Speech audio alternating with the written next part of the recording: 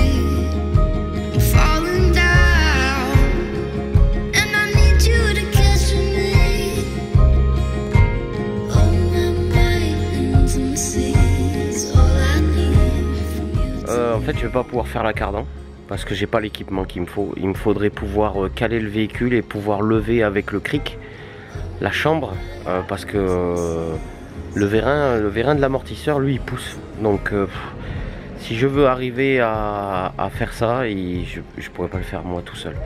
Donc je verrai peut-être que je l'emmènerai chez un mécano et puis voilà quoi, on verra à ce moment-là. Le truc qu'il y a, c'est que je peux pas mesurer précisément. Donc je sais pas comment faire. Donc on verra. Si j'arrive à avoir l'équipement, s'il passe quand même au contrôle technique comme ça, bah, ça sera très bien. Peut-être qu'ils vont me signaler le soufflet. Mais ça me laissera un peu de temps pour le faire et puis voir comment le faire. Enfin voilà. Sinon, j'avais anticipé donc pour pouvoir faire ça, j'ai acheté une petite clé à choc là, assez sympathique quand même. Je l'ai trouvé sur Amazon. Je vais vous mettre le lien dans la description si jamais ça vous intéresse. Gabriel, même dehors elle râle. Mais bon, elle est malade hein, un peu en ce moment, donc vous pouvez voir ça sur le vlog. Le vlog, je vous mettrai le lien du vlog là en cours. Donc là j'ai trouvé, voilà, c'est une sous-marque hein, assez.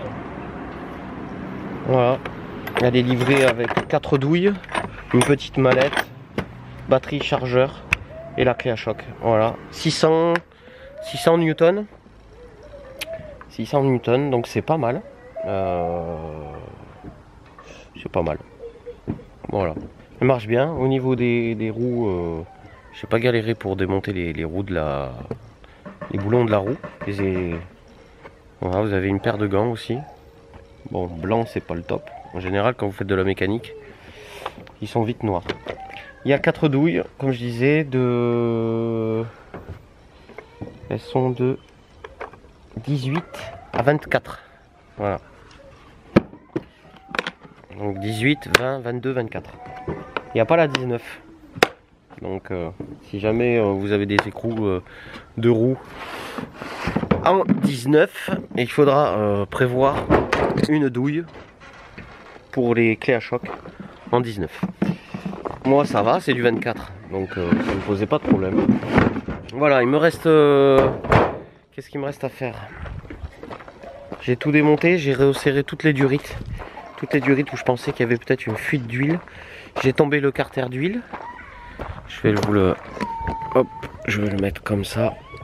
Je vais vous montrer. Je vais passer dessous. Hop. Donc si vous voyez, j'ai le carter d'huile, il est là, dessous.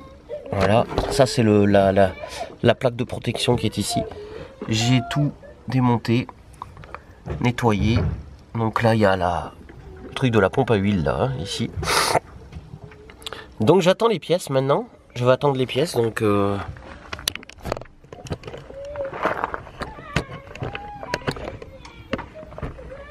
je vais attendre les pièces avant de remettre l'huile. Et quand il y aura les pièces, j'ai aussi le répartiteur de freinage à faire qui est parti dessous à l'arrière. Donc ça va suivre au cours de cette vidéo. Parce que là on est samedi, je fais ça samedi, dimanche, lundi férié. Parce que lundi ça sera férié. Donc le temps que les pièces arrivent, et je reprendrai pour vous dans quelques secondes et pour moi dans 3 ou 4 jours. Allez, à plus tard. Bon, du coup on se retrouve dessous le véhicule pour changer le répartiteur de freinage. Alors en fait j'ai déjà commencé à le démonter hein. Je vais essayer de venir vous montrer parce que c'est pas évident de venir filmer dessous là. Je vais essayer de venir vous montrer un petit peu la bête. Hop, vous voyez, c'est cette pièce qui est là. Elle est en fait il y a une barre. Il y a une barre qui rentre dedans et qui agit en fait avec la hauteur de l'essieu. En fonction du poids, plus il y a de poids et plus le freinage est plus prononcé vers l'arrière en fait. Voilà, ça permet de répartir la force de freinage sur l'essieu arrière en fonction du poids du véhicule. Voilà. Là je suis en train de me... je suis couché dessous le véhicule là. Je vous dis pas, ça coule de partout. Voilà, donc je vais essayer de venir mettre de façon